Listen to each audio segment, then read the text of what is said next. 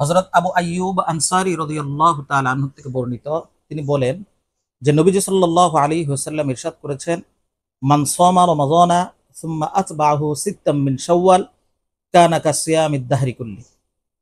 যে ব্যক্তি রমজান মাসের রোজা রাখলো, পরবর্তীতে শাওয়ালের 6টি রোজা রাখলো, সে যেন সারা জিন্দেগি রোজা রাখলো।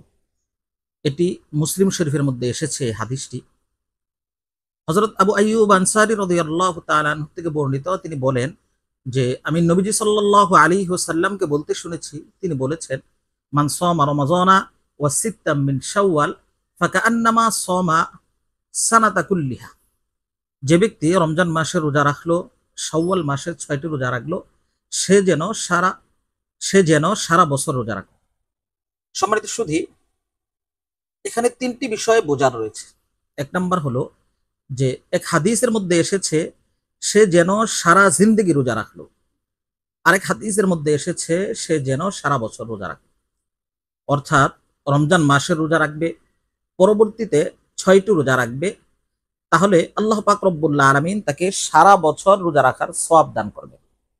আর প্রত্যেক বছর যদি কোনো ব্যক্তি এমন করে সে যেন সারা জিন্দেগি রোজা রাখলো, যেন রাসূলুল্লাহ সাল্লাল্লাহু আলাইহি ওয়াসাল্লাম শাওয়ালের রোজার গুরুত্ব প্রদান করেন। আর সারা বছর রোজা রাখার যে ফজিলতের কথা বলা হয়েছে, এই বিষয়টি হচ্ছে এমন, নবীজি সাল্লাল্লাহু আলাইহি সাল্লাম বলেন, মান জাআ বিল হাসানাতি ফালাহু আশরু আমসালিহা। যে বান্দা একটি নেকি করলে আল্লাহ পাক রব্বুল আলামিন তাকে 10টি সওয়াব দান করে।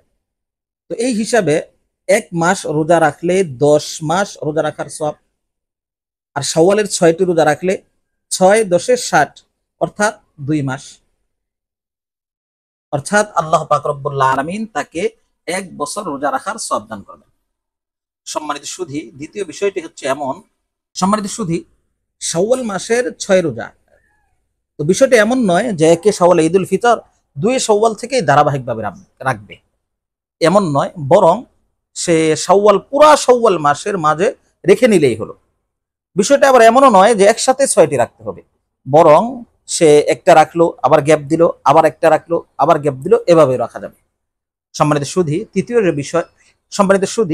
যে বিষয়টি সেটি হচ্ছে যে যদি কারো উপর কাজা রোজা থাকে রমজানের, তাহলে সে সর্বপ্রথম রমজানের রোজা কাজা করে নিবে, পরবর্তীতে নফল রোজা করবে। কেননা কাজা রোজার হক হচ্ছে আগে, নফলের হক পরে। এমনটা যেন না হয় যে সে নফল রোজা করলো, পরবর্তীতে আল্লাহ পাক রব্বুল আলামিন না করুক তার শরীর দুর্বল হয়ে গেল, কাজা রাখতে পারলো না। তো এই জন্য আগে কাজা রাখবো, পরবর্তীতে নফল করব। আল্লাহ পাক রব্বুল আলামিন আমাদেরকে বোঝার এবং তার উপর আমল করার তৌফিক দান করুন।